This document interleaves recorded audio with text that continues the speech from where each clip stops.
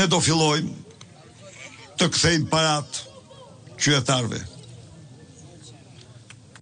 Pra,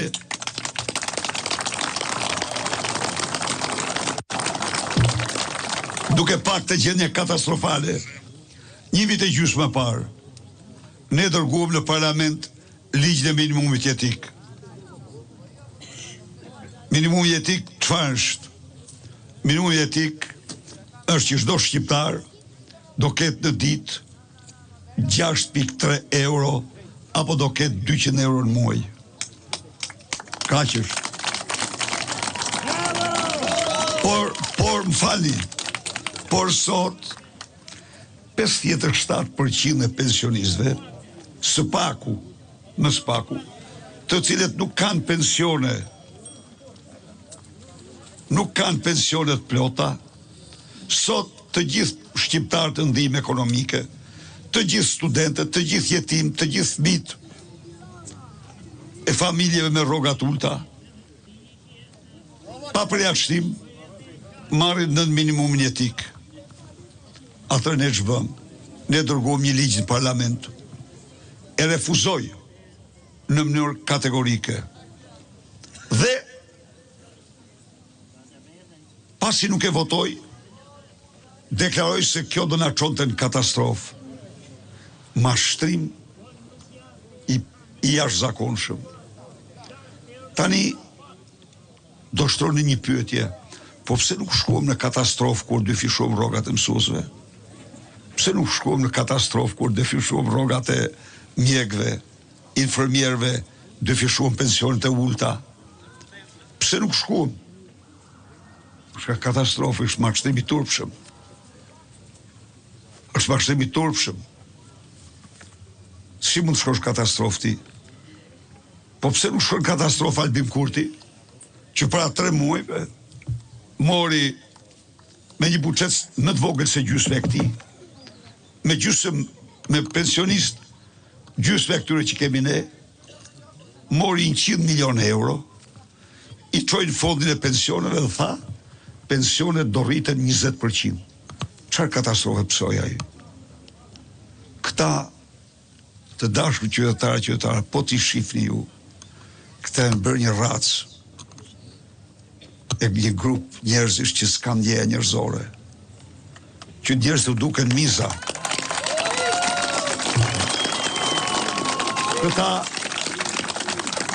Këta ngushllojnë, më fal jo, ta bëjmë, po, më falni, këta kanë gjetë ngushëllim me shprehjen e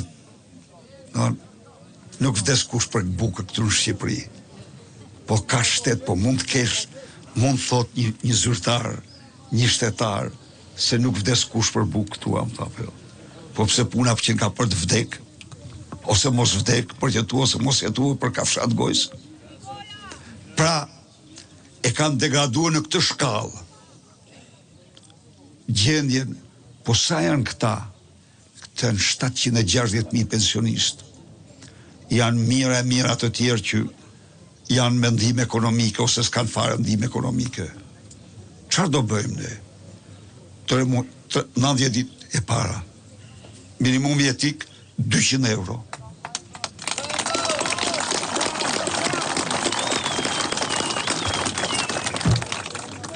Rrogat e ulta. Nuk do ketë rrogë në Shqipëri ndër 500 euro. Aty do fillojnë rrogat. E ka çdo vend.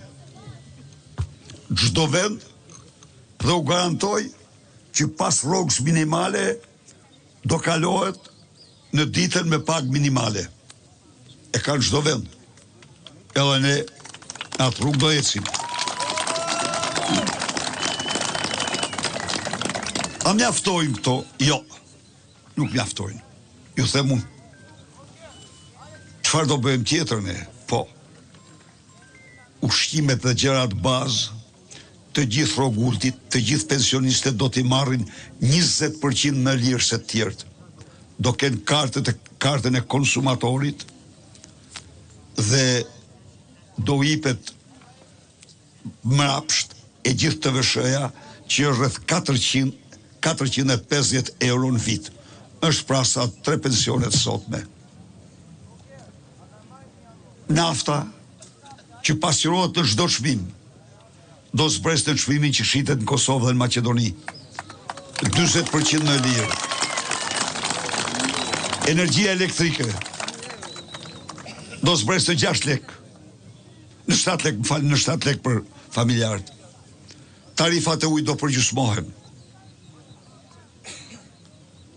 Pra, do keti frimarrje më të madhe ekonomike për njerëzit.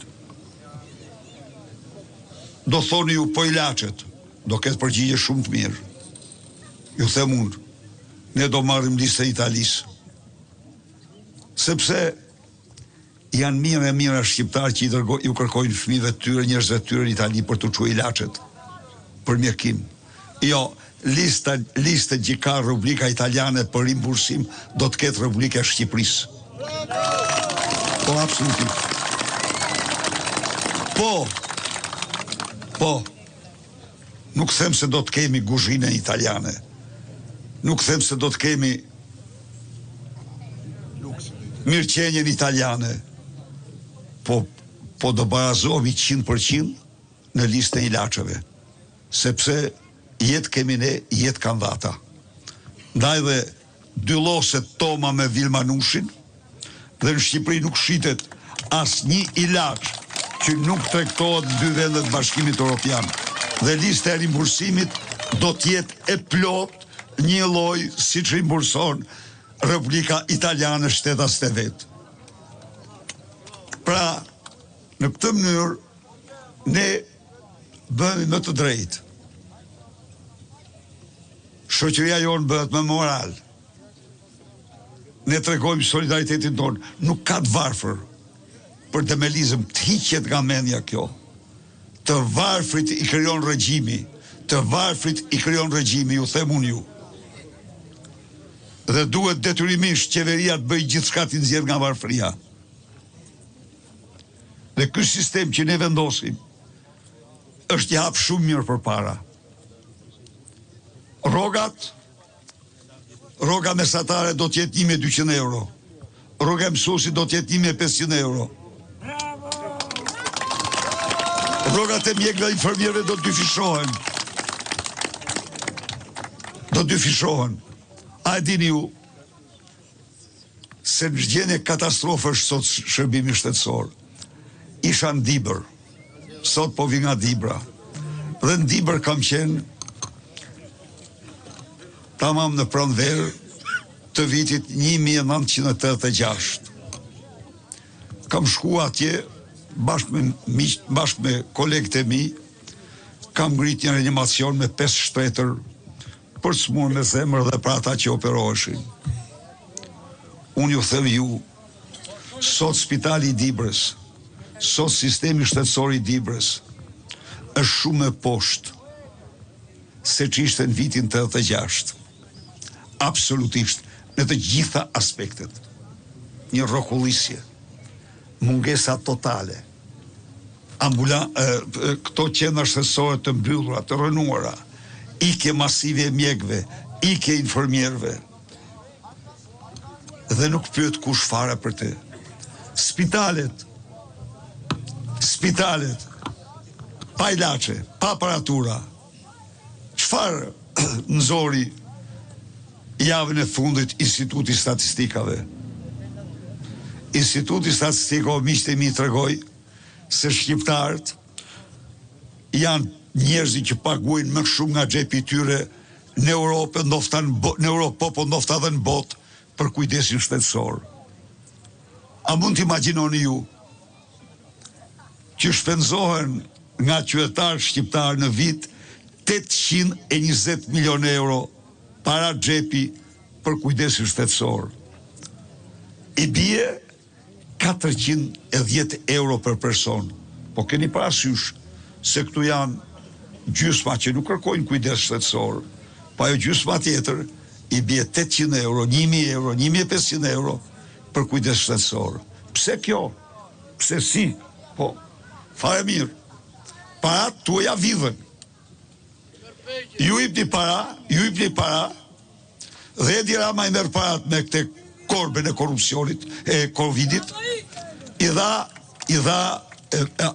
partneritet publik-privat. Partneritet publik-privat për sterilizimin, e rriti çmimin e sterilizimit 84 herë.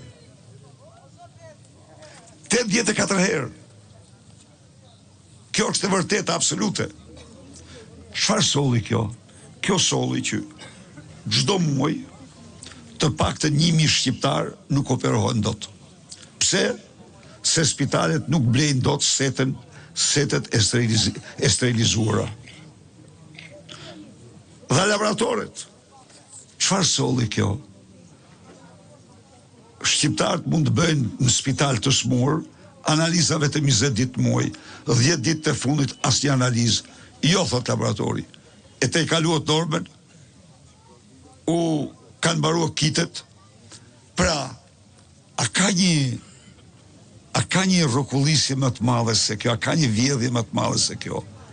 Sterilizimin, t'ja rrisi çmimin 84 herë. A ju kujtohet ju ky kryeministër që është do në shumë aspekte me i pak s'mund bëhet burrin në dije se ai që kishte gjetë një gërshër të thyrë dhe një pizë dhe vraponte nga studio, ja me se operoheshit. Kush më operojmë ato amta apo jo? Apo dojet vidhje ti të rrisje çmimin 84 herë për të vjedh. T'ja rrisje koston 84 herë. Pra, shkatruan shtetësinë. Vdekshmëria nga smundjet e rënda është 2-3 herë më e lartë se në Europë. Po pse? Se s'ka ilaçe. Se i lanë të smurt pa ilaçe. Dhe se thot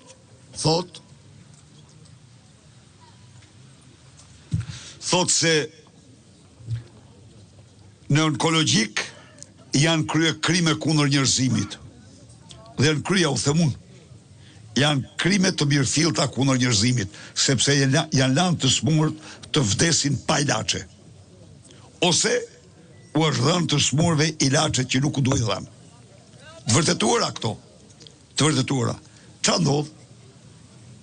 Në vend se si kryeministër të urdhëroj ndryshimin e menjëhershëm, të nxjerrë fondin rezerv, të dërgoj blerë urgjente të ilaçeve, 3 muaj mrapa, mjekët marrin telefon të smur të u thonë, 2 muaj s'do keni mjekim. Nuk ka mjekime, po këto janë reale. Ky është pra se kur shkon mas vjedhjes, humbet çdo moral dhe njerëzit të duken misa, njerëzit të duken armiq, njerëzit të duken të pavlerë. Këtu